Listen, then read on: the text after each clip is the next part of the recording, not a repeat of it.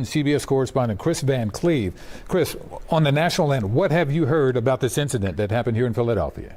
Well, we know the president has been briefed. We know that the Secretary of Transportation is tracking this. He has tweeted that there were 6 people on board. We understand that to be the 2 pilots, 2 medical professionals, a pediatric patient, and likely a relative of that patient.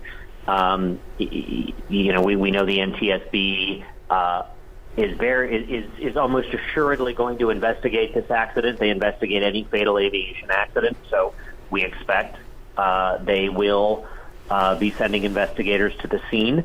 One of the things that they'll work to determine, the Lear 55 is an older airplane. It may or may not be equipped with the black boxes that we think of when we think of an aviation crash. Many Lear jets do have some data recorder. They'll look to try to determine if they can locate that.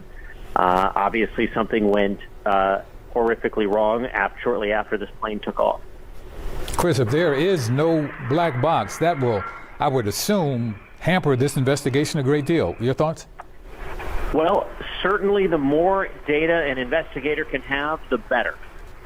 But they have been able to investigate accidents in aircraft that don't have data recorders or don't have voice recorders.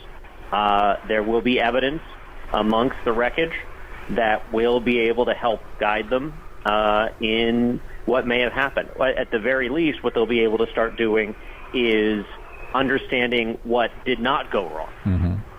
It's clear the jet had power, so they'll be able to look at what's left of the engines and likely determine whether they were operating at the point of impact. No. So that yes, you can solve an investigation even if there are not data recorders, a black box, a voice recorder. Chris, what do you make of the fact that this plane went down at the angle that it did? The video that we've been showing shows it going nosediving, essentially at a 45-degree angle. The fact that it went down so quickly after takeoff. Well, I'd be speculating as to what happened after takeoff. It certainly appears to be a situation where the pilots were not in control of the airplane. So, what could cause a situation like that? Investigators will want to know if the airplane stalled. Did something happen on the flight deck to one of the pilots? Could there have been a medical emergency? There's all kinds of things that could have gone wrong. It appears clear for the plane to come out of the sky like a missile like that, mm-hmm. That something led to a loss of control, a loss of normal flight. So your professional opinion, this could be a very, very long investigation.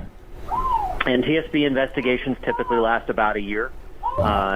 Generally speaking, answers come, but they don't come quickly, and everybody wants to know right now. That's one of the frustrating parts for people, I think, when they're waiting for an NTSB investigation, is, they'll tell you what they see fairly quickly when they get on scene.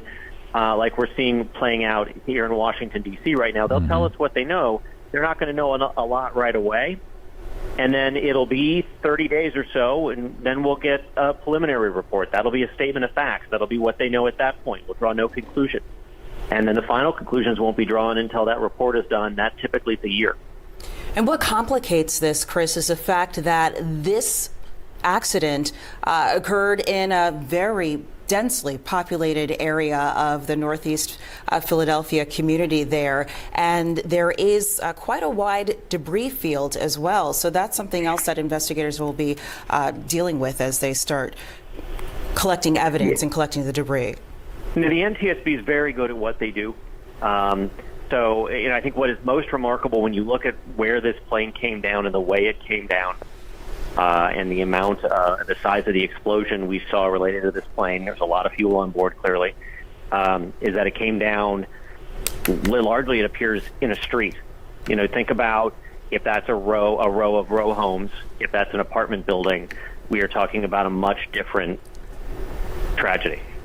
Wow. Unbelievable. Chris, stand by real quick, because I just want to review with our viewers that 6 people, as you mentioned, were on the plane. 6 people, 2 pilots, a child patient, and a family member. And we've just confirmed that juvenile patient finished treatment in Philadelphia.